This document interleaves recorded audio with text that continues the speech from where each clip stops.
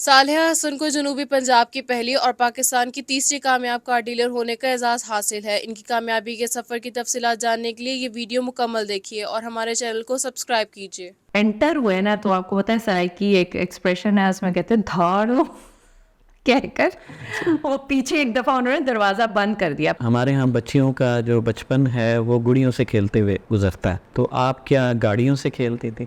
मैं शुरू में मैंने बड़ी कोशिश की कि मैं गुड़ियों के साथ खेलूं, लेकिन मेरे भाई जो थे ना उनकी रेसलिंग करा करा के किसी की गर्दन तोड़ देते थे, किसी के बाजू तोड़ देते थे, पिट्ठू गोल गरम ऐसी चीजें खेलते हुए मेरा बचपन गुजर गया। अस्सलाम वालेकुम नाज़रीन, AWC डिजिटल मीडिया के साथ मैं हूँ मोहम्मद इमरान चाफिर और आज हमें ज्वाइन किया है एक ऐसी सिनफ़े आहन सालेहा हसन ने। इनकी ज़िंदगी की कामयाबियों का जो सफ़र है उसके हवाले से जानेंगे। ये हमारे जनूबी पंजाब बल्कि पाकिस्तान भर की ख़वातीन के लिए एक मिसाल है। अस्सलाम वालेकुम। वालेकुम अस्सलाम। कैसी हैं आप? अल्हम्दुलिल्लाह मैं ठीक ठाक। अच्छा सालेहा हसन, आप किस चीज़ के कारोबार से वाबस्ता हैं?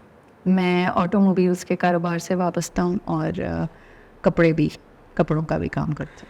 अच्छा चले, कपड़ों का काम तो समझ में आता है कि वो ख़वातीन ज़्यादातर जो हमारे यहाँ जो कारोबार से या रोज़गार से वाबस्ता हैं वो मेकअप, ज्वेलरी, फैशन, कपड़े और ये ऑटोमोबाइल्स का ये क्या आपको कहाँ से मोटिवेशन मिली और ये कैसे, ये तो ख़ासा मर्दाना किस्म का शोबा है। जो मेरी ज़िंदगी गुजरी है, बहन मेरी कोई है नहीं, भाई है मेरे, तो मैं काफ़ी रफ़ एंड टफ़ बड़ी हुई हूँ। हमारे घर में कोई ऐसा कॉन्सेप्ट नहीं था कि मैं कोई बड़ी गुड़ियों के साथ खेलती हूँ। हॉरर मूवीज़ देखना, थ्रिलर्स, भाइयों के साथ फाइटिंग मूवीज़ देखना, इस टाइप के शौक़। फिर भाइयों को गाड़ियों का शौक़ था, मोबाइल्स का, उनके पीछे पीछे लग कर अच्छा ये क्या है, तो वो मेरे क्योंकि मैं खेलती उनके साथ थी तो मैंने कभी वो लड़कियों वाला लाड प्यार मुझे कभी हुआ ही नहीं। मेरे पेरेंट्स ने भी बड़ा मुझे रफ टफ रखा, उनको भी यही लगता है कि मैं एक बड़ा बेटा हूँ उनके घर में। आम तौर पर हमारे माशरे में जो पहली औलाद होती है और वो जो बड़ा होता है, ज़्यादातर लोगों की तवक्को ये होती है कि वो बेटा होगा, और आपने बेटी होते हुए उनके बेटे की कमी पूरी की। बस देखें, बेटे तो उनके फिर भी दो हो ही गए, बेटी फिर मैं एक ही रही। तो I have been that individual कि मैंने बड़े बच्चे होने का आपको पता है फ़ायदा ये होता है कि नाना नानी, दादा दादी, फूफो, खाला, मामू, चाचू सब आपको बहुत ज़्यादा लाड करते हैं, बिकॉज मैं फैमिली की पहली बच्ची भी थी, घर में भी बड़ी थी, फैमिली की पहली बच्ची थी, तो मुझे कभी इस तरह नहीं फील हुआ कि मेरी कोई इम्पोर्टेंस कम है। मुझे उन्होंने काफ़ी हमेशा बस बहुत मजबूत रखा और मजबूत देखा, मैंने तो कभी ये चीज़ फील ही नहीं की कि मैं लड़की हूँ। तालीमी दौर कैसा रहा, क्या तालीम हासिल की, और इसके अलावा उस वक्त आपके क्या एम्स थे कि मैंने क्या करना है ज़िंदगी में? अल्हम्दुलिल्लाह मैं हमेशा से एक अच्छी स्टूडेंट रही हूँ। मैंने ओ लेवल्स किया प्री मेड के सब्जेक्ट्स के साथ। उस वक्त मुल्तान में ए लेवल्स के लिए कोई स्कूल नहीं था ख़ास, तो मैंने FSC कर ली। FSC में जब मैं गई तो मेरे 13 सब्जेक्ट्स थे ओ लेवल्स में, जिसमें biology, human biology, math, add math मैंने एक्स्ट्रा इस तरह करके लिए हुए थे। तो मैंने जब FSC की किताबें देखी तो मुझे लगा कि बहुत ऐसा लेवल है कि मैं बड़े आराम से कर लूँगी, तो मज़ा नहीं आएगा, समथिंग एडवेंचरस, समथिंग न्यू, ये चीज़ मेरे अंदर बचपन से है that I want to do something new. तो मैंने मैथ, स्टैट्स, इकोनॉमिक्स ले ली, जो इकोनॉमिक्स भी कभी भी नहीं पढ़ी थी, स्टेटिस्टिक्स भी कभी नहीं पढ़े था, वो सब्जेक्ट्स ले लिए। अल्हम्दुलिल्लाह बहुत अच्छी मेरी पोजीशन आई, कॉलेज में मैंने टॉप किया, एंजॉय किया उसको। उसके बाद मेरी बेस्ट फ्रेंड BBIT कर रही थी और मैंने BBA में अप्लाई कर दिया। उसने मुझे कहा छोड़ो यार ये नई है, नई फील्ड सुनते सुनते मैंने भी उसके साथ अप्लाई कर दिया, BBIT कर ली बैचलर्स। उसके बाद मेरी शादी हो गई।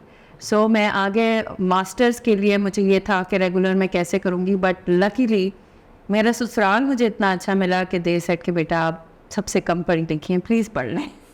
तो मुझे उन्होंने मास्टर्स करवाया पंजाब यूनिवर्सिटी से। मैंने इंग्लिश लिटरेचर में मास्टर्स किया, फिर मैंने ग्रेनेड से MPhil किया, फिर अब मैं दूसरा उस दिन मैंने बोर्ड देखा NCBA का, तो जो लास्ट इनका बैच था उसमें मैंने एडमिशन ले लिया।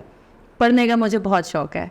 एट द सेम टाइम मैं साथ पढ़ाती भी रही हूँ। मैं बैचलर्स में थी तब से मैं पहले बच्चों को पढ़ा रही थी, फिर मैंने स्कूल में जॉब ले ली, तो मुझे बहुत अच्छा लगता है, ये एक पैगम्बरी सेवा है पढ़ाना। बेशक। तो उस वक्त आपका पैशन ये था कि आपने दर्स व तदरीस के शोबे से वाबस्ता होना है? हाँ, बस यही समझ लें, पैशन नहीं था, that was never my passion. Passion मेरा यही था ऑटोमोबाइल में आना। अच्छा। बिकॉज़ मैं अपने फादर को इतना ज़्यादा आइडियलाइज़ करती हूँ कि मुझे ऐसे लगता है कि उनसे ज़्यादा मेहनती बंदा और प्रिंसिपल बंदा कोई भी नहीं हो सकता। I seen him work day and night. तो और अगेंस्ट ऑल द ऑड्स मुझे भी बाबा ने, जब मैं कभी डाउन हुई तो मुझे ये कहा, you are a fighter, you can never give up, you can never give up. तो मेरा पैशन वही था जो अब मैं कर रही हूँ। बट मुझे शौक बहुत है, मैं आज भी जाती हूँ, मेरे स्टूडेंट्स हैं जिनको मैंने ओ लेवल्स ए लेवल्स में पढ़ाया है, वो आज भी मेरे से कनेक्टेड है। और मैं इसके बड़े अगेंस्ट उनकी ट्यूशन फ़ी, जो टीचर स्कूल में पढ़ा रहे हैं उसकी ट्यूशन फ़ी है। तो टाइम देना, आई लव टीचिंग। मुझे ऐसे लगता है कि वो फूलों की तरह आप उसको पानी दे रहे हैं जब आप उनको कुछ सिखा रहे बिल्कुल हैं, ऐसा। तो you see them grow positively, तो मुझे अच्छा लगता है। अच्छा, ये बताइएगा कि हमारे यहाँ बच्चियों का जो बचपन है वो गुड़ियों से खेलते हुए गुजरता है, तो आप क्या गाड़ियों से खेलती थी? मैं शुरू में मैंने बड़ी कोशिश की कि मैं गुड़ियों के साथ खेलूं, लेकिन मेरे भाई जो थे ना, उनकी रेसलिंग करा के किसी की गर्दन तोड़ देते थे, किसी के बाजू तोड़ देते थे। तो देन आई गेव अप कि यार छोड़ो, दफ़ा करो, ये जो खेल रहे हैं ना, फुटबॉल, क्रिकेट, बेसबॉल और वो पिट्ठू गोल गरम, ऐसी चीज़ें खेलते हुए मेरा बचपन गुजर गया। नहीं, खासा एडवेंचरस आपका लाइफस्टाइल रहा और आपका बचपन। तो आप ये बताइएगा कि ऑटोमोबाइल्स में बाकायदा तौर पर आपकी कब एंट्री हुई इस शोबे में? मुझे अब अल्हम्दुलिल्लाह 2 साल हो गए मैं जब इधर एंटर हुई हूँ। शुरू में मुझे सीखने में थोड़ा सा प्रॉब्लम नहीं हुआ, बस मुझे काफ़ी सारी चीज़ें पता नहीं थी। जो मार्केट नॉर्म्स थे, मुझे ऐसे लगता था बस 1+1 2 ही होता है। आप कोई आता है, आपसे गाड़ी लेता है और आप उसको गाड़ी दे देते हैं और उसकी सर्विस करते हैं। But with the passage of time मेरी काफ़ी ग्रूमिंग हुई, क्योंकि मैं अपने फादर को पूछती रहती थी, उन्होंने सिखाया। मेरी कंपनी में जो हमारे डायरेक्टर्स हैं, हमारे मार्केटिंग हेड्स हैं, उन्होंने मुझे बहुत सपोर्ट मिली है। अपने सब प्यारे लोगों से मुझे बहुत सपोर्ट मिली है और सब ने मुझे एज अ स्टूडेंट ग्रूम किया। तो अब सब कुछ पता है अल्हम्दुलिल्लाह, and we are on our way. इस शोबे से मुंसलिक आप पाकिस्तान की तीसरी और जनूबी पंजाब की जो पहली खातून है, तो ये एजाज़ कैसा लगता है आपको? बहुत अच्छा फील होता है। अल्लाह ताला ने मौका दिया है and I will try my best कि इससे जितनी बेहतरी हम अपने इलाके में ला सकें, साउथ पंजाब में, उतनी ज़्यादा हम लाएँ। अगर कोई जगह अल्लाह ने दे दी है तो मेरी तो यही कोशिश है। और जब भी मैं कोई बिज़नेस करती हूँ या कोई काम करती हूँ, तो उसमें हमेशा एक मेरे दिमाग में ये चीज़ होती है कि अल्लाह की मखलूक की हेल्प करनी है किसी न किसी तरीके से।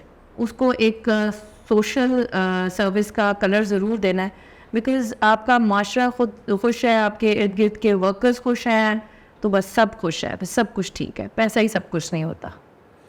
तो इस शोबे में चूँकि आप जनूबी पंजाब की पहली खातून थी और ये हमारा रिवायती इलाका है जनूबी पंजाब का, तो इसमें आपको इस काम पर देखने वालों का क्या रद्द-ए-अमल रहा? अच्छा रहा या बुरा रहा, या ऐसा जिससे आपको मोटिवेशन मिली हो या जिससे आपकी हौसला शिकनी हुई हो? मैं आपको ऑनेस्टली बताऊं, मैं एक बहुत पॉजिटिव पर्सन हूँ, पॉजिटिव इंसान हूँ। बेहतरी की तरफ चलने पर मेरी सोच है। तो उस वजह से अगर किसी ने मुझे काफ़ी डाउन करने की कोशिश भी की है, तो मैंने उसके ऊपर ध्यान नहीं दिया। मैंने उसको अपने आप को नीचे खींचने नहीं दिया। मैंने हमेशा उम्मीद पर चीज़ रखी, कोशिश पर चीज़ रखी और फुल मेहनत की उस चीज़ की तरफ, उस गोल की तरफ। तो लोगों का जनरली मैं आपको बताऊं बहुत पॉजिटिव एटीट्यूड था। कुछ हैरानगी थी, कुछ पॉजिटिव एटीट्यूड था। अभी भी काफ़ी सारे ऐसे लोग हैं जो मुझे मैसेजेस करते हैं कि वी आर प्राउड कि आप इधर बैठी नहीं हैं, हमें बहुत अच्छा लगता है। कुछ लोग तो अपनी बीवी और बेटियों को भी बुला कर लाते हैं कि इनसे मिलो, देखो ये काम कर रही हैं, तुम भी करो। एक दो ऐसे भी लोग हैं मियाँ चन्नू के कि उन्होंने अपनी बेटियों को ये बिजनेसेस इससे रिलेटेड स्टार्ट करके दिए कि तुम लोग भी करो, अगर वो कर सकती है तो you can also do it.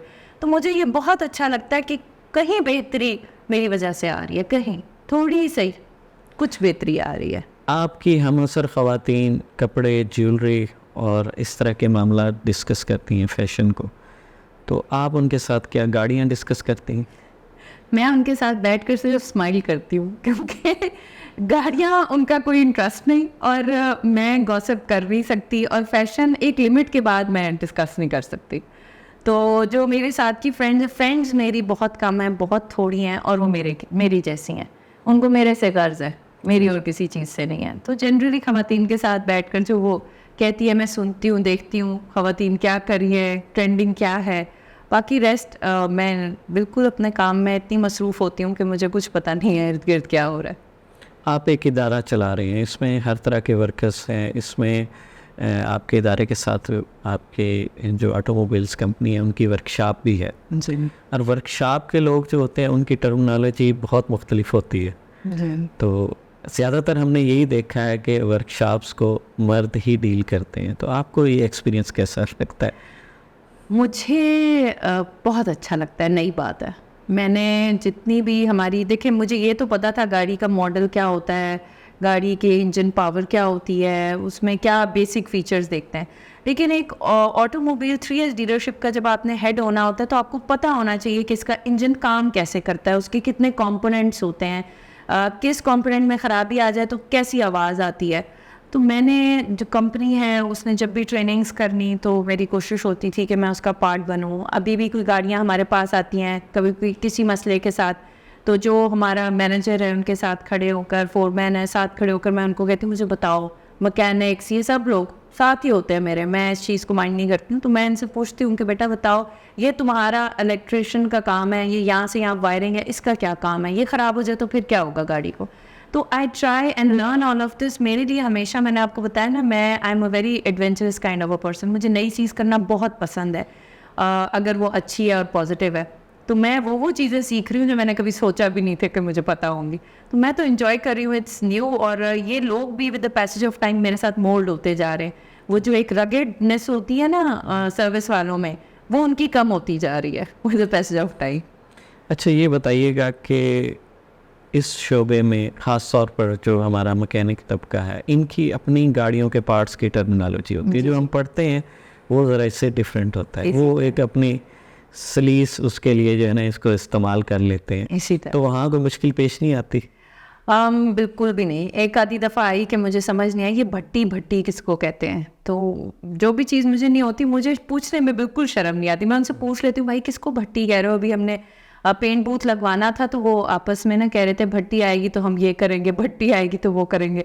तो कभी होता है टर्मिनोलॉजीज़ में, लेकिन मैं उनसे पूछ लेती हूँ और उनको मेरी शक्ल देखकर पता चल जाता है कि ये अब इसको नहीं समझ आ रही इस बात की, तो वो मुझे खुद ही आंसर कर देते हैं। अभी इतना टाइम हो गया है हमें एक दूसरे के साथ।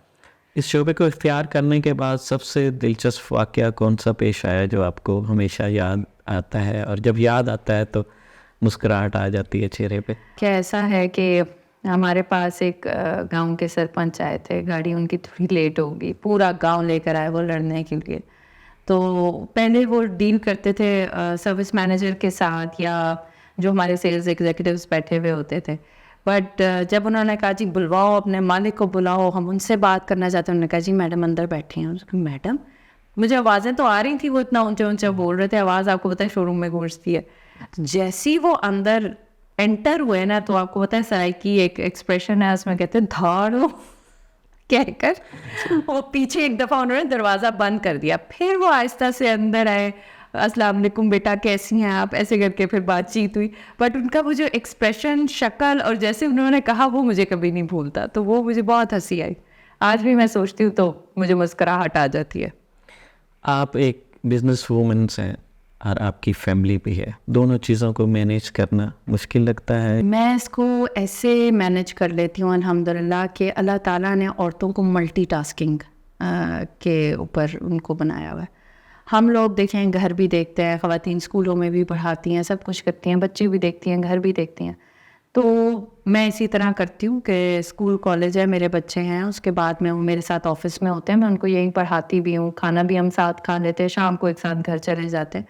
तो माशाल्लाह बच्चे भी थोड़े से बड़े हैं, तो इस वजह से कोई इतना इशू नहीं होता मुझे। आई एम हैप्पी इसमें कोई हैंडल करना। जब घर वाले आपके साथ है ना, सपोर्ट है, फिर कोई इशू नहीं है। घर वाले ना हो फिर बहुत डिफ़िकल्ट हो जाता है। अच्छा, ये बताइएगा कि इंसान को अपना कैथारसिस करने के लिए कुछ एक्टिविटीज़ की ज़रूरत होती है, तो आपको क्या करना पसंद है? खाना पसंद है, घूमना पसंद है, क्या ज़्यादा पसंद क्या है जब आप अपने आप को रिलैक्स करना चाह रहे हैं? मैं जब अपने आप को रिलैक्स करना चाह रही हूँ तो मैं 2-3 काम करती हूँ। एक तो ये है कि अगर मौसम अच्छा है तो मेरा दिल चाहता है मैं वॉक करूँ, जॉगर्स पहन लेती हूँ और वॉक स्टार्ट कर देती हूँ। एक तो ये है मेरा कथारसिस। दूसरा मेरा कथारसिस जो मुझे सबसे ज़्यादा अच्छा है वो ये है कि लाइट ना जाए, एसी ऑन हो, सूरह रहमान का तर्जमा लगा पाओ माशाल्लाह। और कोई आवाज़ ना दे। तब मैं सबको कह देती हूँ कि सब गायब हो जाओ यहाँ से। मैं कमरा बंद करके चुप करके सिर्फ वो सुनती हूँ। और जब मुझे ये बार बार होता है कि अल्लाह ताला ने कितनी नेमतें बनाई हैं और हम किस बेशक। चीज़ का शुक्र अदा करेंगे, बेशक।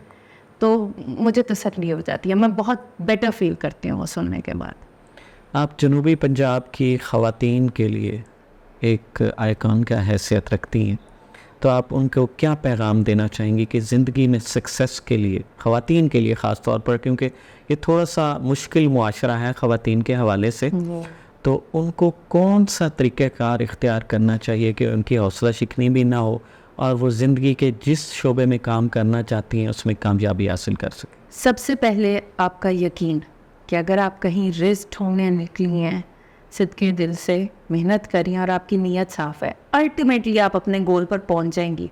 और उधर की कामयाबी अल्लाह के हाथ में, किसी इंसान के हाथ में नहीं है। तो बेशक। कोई इंसान कुछ भी कर ले, वो आपको नीचे नहीं खींच सकता, पहली चीज़। दूसरी चीज़, आप जो भी काम कर रही हैं उसमें अल्लाह का हिस्सा ज़रूर डालें। और तीसरी चीज़, किसी की भी नेगेटिव चीज़ को, बुराई को आगे ना बयान करें, उसको ढक दें। जो अच्छाई है उसको फैलाएं। आप जो भी काम करेंगी वो छोटे से छोटा हो, वो बड़े से बड़ा हो, आपको अल्टीमेटली सब्र के साथ टाइम गुजारना है और मेहनत करते रहने हैं। आपने अपना गोल और अपने टारगेट से इधर उधर नहीं होना। आप डेफिनेटली अचीव करेंगी। जब ये अल्लाह ने वादा किया है कि तुम मेहनत करोगे और मेरे साथ चलोगे और मैं तुम्हें उसका रिवॉर्ड देने वाला हूँ, किसी इंसान के बस में ये नहीं है, तो वो देगा। जब उसका वादा है तो वो होगा। इस पर यकीन आपका पक्का होना चाहिए। बहुत शुक्रिया, आपने हमें ज्वाइन किया। नाज़रीन, हमारे साथ मौजूद थी सालिया हसन, और ये एक कामयाब बिज़नेस वूमेंस होने के साथ साथ अपने ख़ानदान को भी बेहतर अंदाज में चला रही हैं। ये बिलाशुबा हमारे मुल्क का मस्बत चेहरा है और हमारी ख़वातीन के लिए ख़ास तौर पर एक मिसाल है कि किस तरह से ख़वातीन मर्दों के शाना बशाना या उनसे बढ़कर अपना किरदार इस मुआशरे की तामीर व तरक्की में, इस मुल्क की तामीर व तरक्की में अदा कर सकती हैं। तो मज़ीद ऐसी मुफीद मालूमाती और मोटिवेशनल वीडियोस के लिए जुड़े रहिए AWC डिजिटल मीडिया के साथ। अपने मेज़बान मोहम्मद इमरान जाफ़िर को सिनफ़े आहन के साथ दीजिए इजाज़त। अल्लाह ने के बाद।